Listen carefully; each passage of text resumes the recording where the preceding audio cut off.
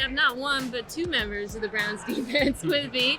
Myles Garrett, who I've known for a minute, and we're also joined by Denzel Ward today. Thank you so much for joining the Mina Show featuring Lenny, guys. You guys were one of the very few defenses in the NFL who had success stopping this San Francisco 49ers offense that we are seeing in the Super Bowl 1917, I believe it was. Yep.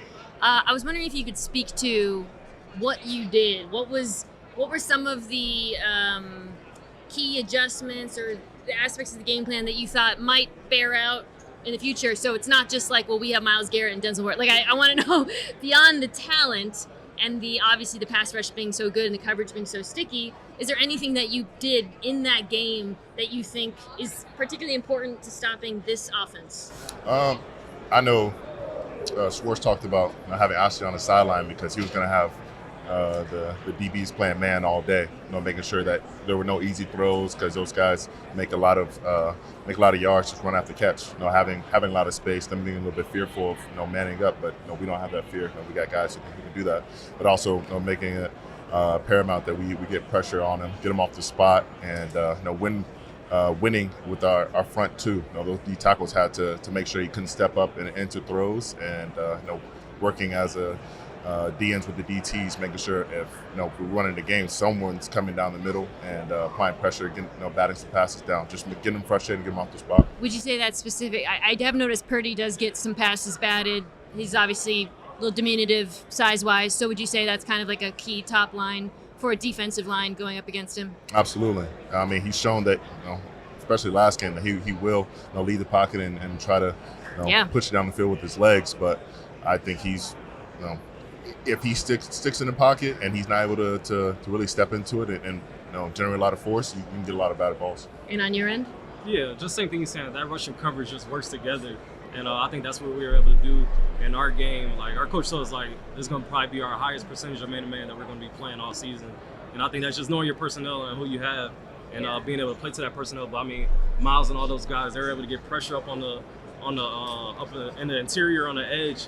And then, I mean, we were tight in coverage. But I think a lot of teams you've seen, they may have got pressure on Purdy, but they're kind of sitting in a soft zone coverage. So he's kind of still dinking and dunking and able to make those throws and get it to those guys. I don't know, though, how much we can go to other defenses and say, play man against the San Francisco 49ers. That'll work because there's just too many dudes who are mismatches. Yeah. So it works. Right. But it's for you. But although the Chiefs' defense has some pretty sticky corners. Yeah, they definitely do. But that's why I think the biggest thing is just playing to your personnel. Like, whatever they're good at, they gotta stick to it. You gotta stick to what they're good at. The Ravens, it's funny, you guys being in the same division, arguably the best two defenses in the NFL, totally different, radically different scheme. And they also handled them, but in a totally different fashion. Way, yeah, which is, to your point, it's really about the players you have. Something I've said about the Super Bowl, but just talking about Kyle Shanahan in particular, is I sometimes feel like it's his life's mission to make linebackers miserable,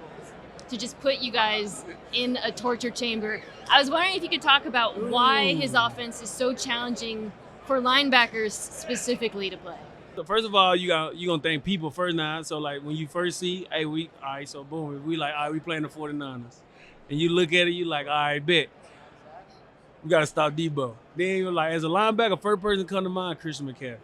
I don't care what nobody say. Christian McCaffrey, it go to the back of your head, for real. So like stopping him, but then also like just the versatility that how much they got, the biggest thing. So like you thinking about the gadgets, thinking about a downhill run, then you thinking about them taking the top off. So it's like one of them teams that got a lot of weapons though. So you got to just go back to your fundamentals and stuff. So that if I had to play them, they'll be like my mindset. But mentally, like your job is to try to diagnose what's happening. That's what I'm saying. But so it's them, a lot going on. So there's ain't no telling what's gonna go on. So like you have two backs on the field, but like, it's a pass play, but suddenly they're an empty, and suddenly a guy's motion like. That's what I'm saying. So they won't saying they got a lot of weapons. So Debo Samuel's a wide receiver. They might have him lined up in the backfield. I'm like, all right, y'all, this still finna be a running play because he do run the ball too, y'all. Or is this finna be one of those pass plays? What Christian McCaffrey doing out there? Like, is he a wide receiver? Because he is a passing running back. So it's like, ooh. Why is he going in motion? What Debo going? So it'd be like all those things. You played them. You're a student of the game. What is the one tip you would give to the Chiefs linebackers, for example, So when you're it'd be- playing this offense? Doing your job gonna be the best thing. So like if all 11 on the field doing their job, it's gonna be hard to beat it. But if you got one person who in the defense and you playing like that team playing the 49ers, and you're like, all right, I gotta make this play, they're gonna expose you because you're gonna be you're gonna be filling the void where you're supposed to be at. So like they got a good offensive line, they got a good wide receiver core, but they also got a good run game too though. So like those are things that you're looking at. I honestly feel like the linebackers of the world should file a class action lawsuit against Kyle Shanahan because what he does to you guys is evil. Mm-hmm. He is evil when it comes to targeting the linebacker. But I'm not saying it always works. I'm not saying that, but it does feel like it's his life's mission to make your position absolutely miserable. Can you speak to the difficulty of playing their offense specifically from the linebacker position? Yeah, I mean, you said they do a lot of great things to challenge the linebackers. Where I see it is, they find the holes in the zone coverage, and they get you on the play action boot game because they stretch you, sideways, sideline to sideline, and so they get you going sideline while the offense, player is getting vertical upfield, and by the time a lot of linebackers realize or diagnose the play, the guy's already behind them, and they're not quick enough to recover. But he's a brilliant mind in the game, and he understands, I think, at every level of the defense where the soft spots are, and that's why I think they've been so effective and able to have such great consistent success. So there's already the scheme that is designed to make linebackers wrong. And then you throw in, on top of that scheme, a running back who's not really a running back, and he's not really a wide receiver, and you never know what he's doing when he's on the field at once.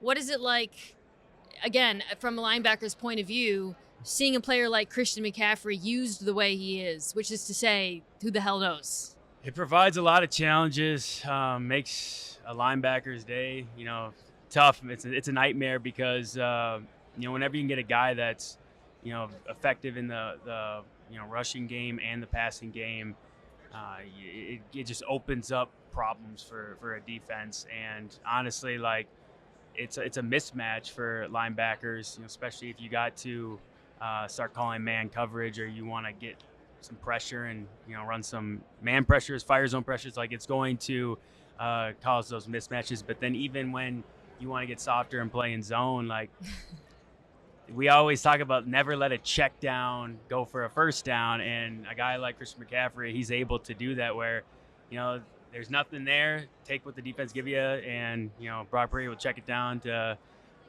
Christian McCaffrey, and he's able to make the guy miss because he's so elusive and great in space, and he's picking up, a play that should go for 3-4 yards, he's going for, 8 to 10. Do you think he's harder to tackle or Debo? I, believe it or not, haven't had the privilege to try to smack those guys, but I would probably say, it's tough. I'd probably say Christian McCaffrey just because he touches the ball more, and running backs I feel like are great running low and with their pads That's down, right. and they keep their feet moving. So I think that's might give him a little bit of an edge. But guys just bounce off Debo, too. That's but that's true. usually DBs, not linebackers. McCaffrey, my God. Yeah. I don't know if I've ever seen a running back used quite the way he is. Yeah. I was wondering if you could speak to why having a running back like yourself, but also Christian McCaffrey, who, when he's on the field, you don't know if he's going to block, you don't know if he's going to catch passes, you don't know they're in 22, but they're suddenly they're in empty, all this stuff is happening. Why does that make life so difficult for defenses? It's because, you have your normal running backs who are just running backs, but Christian McCaffrey's a playmaker. So, and just like Jameer and myself, you put him somewhere to get him the ball, and if you give him the ball, they're gonna make a play. So that's what's cool about him, is just seeing how he can get a toss, he can line up out in the slot or outside receiver, catch a slant, catch an option route. They do a real good job of motioning him and letting him run and press the linebackers and give him choice routes and stuff like that. Just seeing that he's able to get the ball in any spot and make a play, that's what makes him so effective. And yet you had him ranked below Bijan. Oh, Bijan's the same way. That's what shocked me, though. You had yourself first, which I get. You rate yourself. But I was like, Bijan over CMC? Yeah. Explain yourself. What Bijan was able to do in a smaller role, he was splitting carries with 2 other backs and still right. did what he did. Like, obviously, Christian McCaffrey, you could say he's the best running back in the league right now, just based off what he's doing. And I'm not opposed to that at all, But, just seeing what Bijan, I've been watching Bijan since college because we were both in the Big 12 and everything. Just seeing, how dynamic he is. That's why I think he's a top back in the league. Well, we're about to watch Super Bowl with a running back who it feels limiting to just call him a running back and Christian McCaffrey, because we're talking about running backs catching the football. And when he is on the field, especially when they're in their 21 personnel group, and you just don't know what's going to happen. Yes. He could be blocking. He could be running a route. He could be running the football. Yes. Anybody could be doing that. But I was wondering if you could speak specifically to Christian McCaffrey and why the way they use him. Yes. And with respect to sort of the formations, the personnel groupings, why it's such a nightmare for defenses. The biggest thing I think of why he's just so much of a nightmare for defenses is just because you don't have to just worry about him being in the backfield or in shotgun or at home when Brock is under center. So it's just so many different things you got to do, so many different things you got to cover, so many different things you got to worry about with him, and being spread out or just getting motioned out or getting motioned back in. You just never know what they're going to give you. So I say that's the biggest thing. Always with defenses, the biggest thing is like pre-snap read for our offense, and then obviously just getting their eyes wandering. So just having a guy like Christian that you could just do anything with is huge, man. That's like a huge asset. He's like a weapon, man. He's been doing it for so long. Get so much respect just seeing a guy like that, and then obviously all the young guys like us up and coming just look up to him and admire what he does. I would say this is probably the best 2 screen teams in the NFL to my eye. San Francisco and Kansas City, in the Super Bowl. Yes. What is it about these teams when you watch them that makes the screen so successful?